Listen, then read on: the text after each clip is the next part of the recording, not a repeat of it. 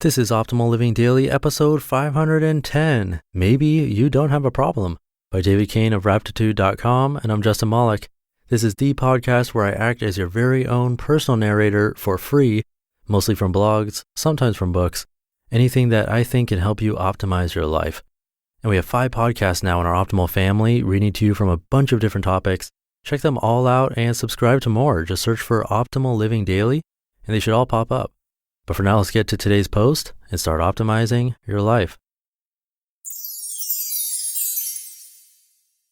Maybe You Don't Have a Problem by Cain of Raptitude.com. For a grown man who writes for a living, I read very slowly and I'm self-conscious about it. Finishing a novel in less than 2 weeks feels like an accomplishment. If I love it from the start, I'll fly through it in a week or less, but usually that means I'm spending several hours a day on it.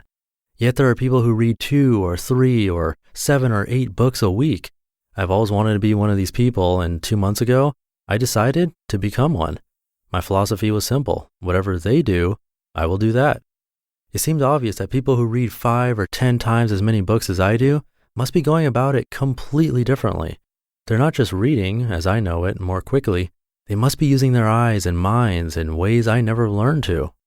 So I dove into the dubious world of speed reading. I bought the best reviewed instructional book on the topic and promised myself I'd work through the program. The technique was indeed very different from how I normally read. Zip your finger across the lines as a pacing device. Don't say the words in your head. Don't stop to reread anything you didn't quite get. Just allow the important words to come through and the natural redundancy of the material to fill in gaps in your comprehension. And these instructions did do something. I found I was able to plow through nonfiction at more than double the speed right away and actually comprehend most, I think, of the ideas presented. With words coming into my head that quickly, there was no time for daydreaming or distraction. But it wasn't pleasant. It felt like I was on a game show on the Food Network, scrambling to cook something presentable while a clock ticked down. My reading was quick, and not so quick as to be useless, but it was sloppy and completely devoid of joy. I don't believe I was absorbing the material in the way the author intended. There's no way I'd read a novel that way. When I investigated the topic of speed reading itself, I learned that it isn't really a faster method of reading. It's a kind of pragmatic skimming, very useful for consuming large volumes of material for school or work, or otherwise extracting vital information from anything you don't actually want to read. But by most accounts, it's not a way to finally enjoy Proust. Deflated, I Googled, how the hell do you people read so many books? And found a thread on Quora in which dozens of high-volume readers explained how they do it. I thought I would find a bunch of techniques, how to move your eyes differently, how to bring a different psychology to reading, but almost all of their answers were some form of, well, I just read a lot, so I've gotten a lot quicker at it over the years. It felt like a dead end, but a good dead end. It occurred to me that I didn't actually have a problem. Reading their straightforward answers left me with the distinct sensation of reaching the end of a wrong path, free to head back to the main road and use it instead. Now that the secret weapon of speed reading has turned out to be a dud, I'm reading without troubling myself over it. I'm simply spending more time in my reading chair, and I'm finishing a lot more books. Whatever barrier was there doesn't seem to be there anymore. In addition to the increased volume, my pace has quickened in no time at all, and I think it's entirely because I suddenly no longer see myself as reading challenged. I don't expect it to be a battle, and so it's not. I just read the words without the belief that I need to be reading them faster.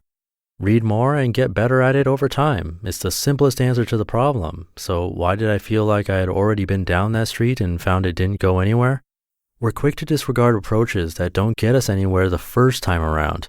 You only need to dismiss it once, no matter how much sense it makes or how well it works for others, and then you don't look that way anymore. Maybe it happened for me while forcing myself to read Great Expectations in high school. After a trauma like that, a big thick book becomes a symbol of grinding, falling behind, being outcultured by smarter, more mature people. Whenever I did open a book with 600 pages of small inky print, I always found the battle I expected. We probably do this a lot, live with lifelong impediments only because we assume we've exhausted the simplest approach. I can't count how many people I've met who think cooking is beyond them. They insist it's talent dependent and they just don't have it. So they never cook, and because they never cook, they can't cook. To those of us who cook freely, if sometimes badly, this inability to prepare one's own food comes off as absurd and completely voluntary.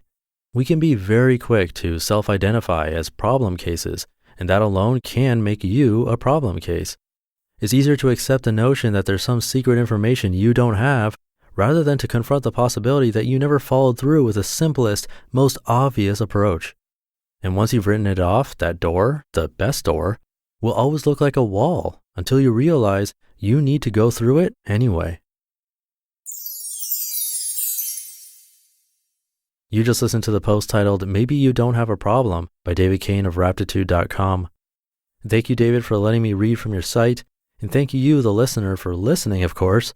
If you want to get more free content, blogs being read to you from even more topics, just do a search for Optimal Living Daily wherever you're hearing this show and subscribe to the others. That helps keep our shows going.